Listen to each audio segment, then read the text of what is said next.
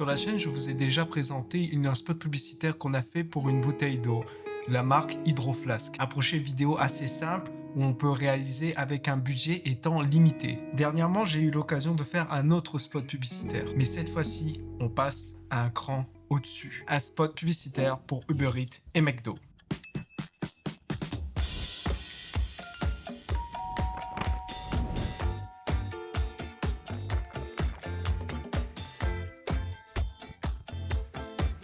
Donc le projet de cette spectacade n'a pas été mené par moi, mais a été mené par HXN Media. Le but de cette spectacade, c'est de pouvoir démarcher des grosses agences et des gros clients. Sur ce projet, j'ai été assistant caméra, responsable du contenu pour les behind the scenes. Dans ce genre de projet, la pré-production a été tellement importante, ça a fait une différence de malade. Tout a été planifié, que ce soit le scénario, la shotlist était détaillée, on avait vraiment tout qui était préparé à l'avance. On a eu aussi une plus grosse équipe. On a eu un producteur, on a eu un acteur, deux réalisateurs, c'était Niri et Henri de HXN Media, un directeur de la photographie qui était Henri, un gaffeur qui était là sur place. Il s'est chargé de planifier tout l'éclairage, donc de ramener tout le matos d'éclairage, de pouvoir planifier les scènes selon les shots. Pour ce genre de pub-là, tout a été soigneusement choisi, que ce soit le décor, les props qui vont être utilisés pour le tournage. Chaque shot avait une liste d'éléments qu'il fallait cocher pour être sûr que tout soit bon. Et vous allez voir quand on va voir un peu la partie équipement, ça a pas rigolé, clairement pas. Une semaine avant le tournage, j'ai eu un appel avec Niri et Henri pour pouvoir faire le briefing de la journée. Avec eux, j'ai pu voir quelle était la shotlist, les heures d'arrivée par rapport au tournage, quel était le temps qu'on allait allouer pour chaque plan. Et puis c'était le moment pour moi aussi de poser des questions par rapport à mon boulot là-dessus, en tant qu'assistant caméra et pour le contenu BTS. Pour ceux qui ne savent pas, un assistant caméra, en fait, il est là pour assister le directeur de la photographie lorsqu'il a besoin de changer des choses sur la caméra, que ce soit pour des nouvelles lentilles, vérifier que tout soit bon au niveau de la caméra, être là pour le follow focus. C'est notamment ce que j'ai pu faire sur ce projet-là. En gros, s'il y a un besoin spécifique pour la caméra, pendant que le chef-op soit opérationnel au niveau de la caméra, moi, je suis là pour pouvoir le délester. Donc le tournage a eu lieu à Val-David dans les Laurentides au Québec. Un super beau décor avec un superbe chalet. Pour le tournage, je suis arrivé à 9h, 9h30, tandis que Henri, Niri ainsi que Gonzalo, qui était le gaffeur sur ce tournage-là, ils sont arrivés à 7h pour pouvoir mettre en place le décor et tout le setup d'éclairage. En arrivant sur place, on avait vraiment des espaces bien définis. On avait comme un espace de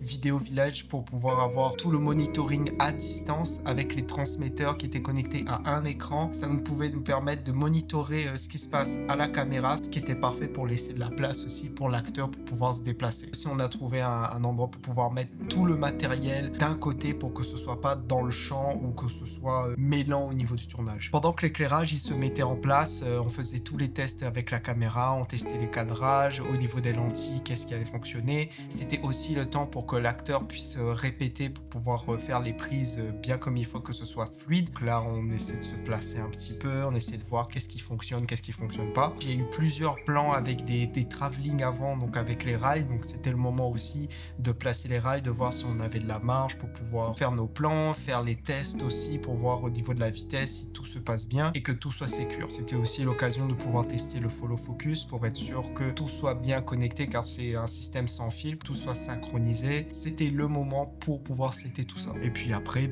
dès que tout était préparé, c'est le moment où on enchaîne les prises. Là, on améliore au fur et à mesure. Le niveau d'exigence était vraiment haut. Donc, s'il fallait refaire une prise 10, 15, 20 fois pour qu'elle soit parfaite, et c'est parti comme ça pendant toute la journée. Donc, évidemment, sur ce genre de tournage-là, malgré toutes les prévisions en amont, il y a toujours des choses qu'il faut pouvoir régler sur place. La première chose, c'était au niveau du sac Uber Eats. Donc, vous savez que le code couleur pour Uber Eats, c'est du vert.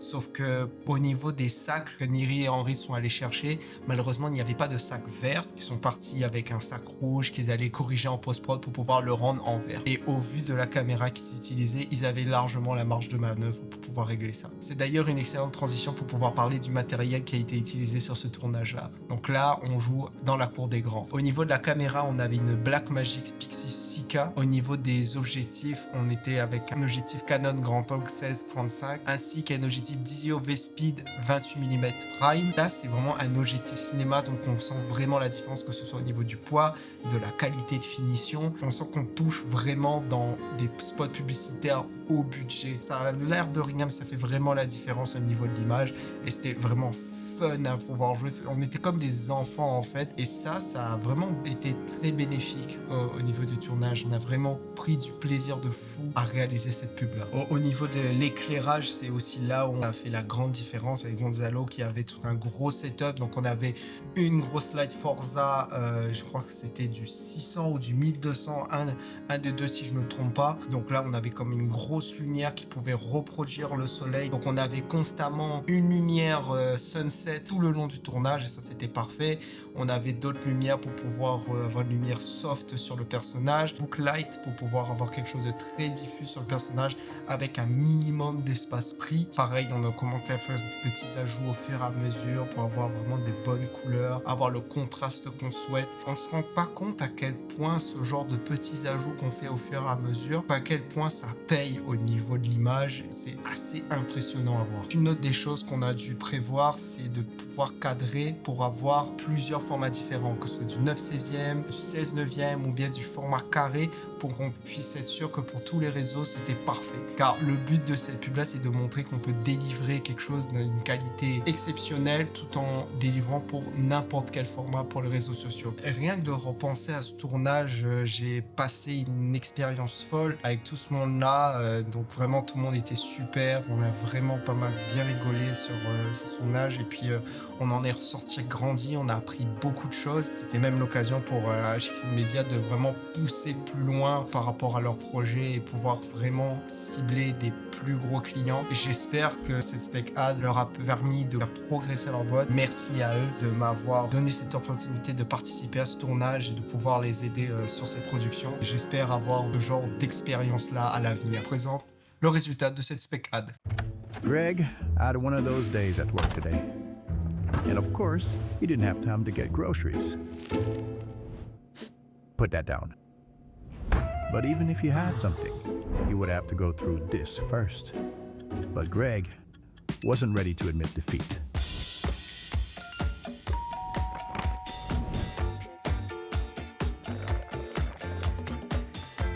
Well played, Greg. Well played. Je vous remercie d'ailleurs d'être resté jusqu'à la fin. Vous connaissez la chanson, likez, abonnement, partage, vous savez quoi faire. Et si jamais vous êtes intéressé de voir les projets d'HXN Media, je vous mettrai aussi le lien de leur site internet en description. Sur ce, moi je vous laisse pour une prochaine fois. Salut!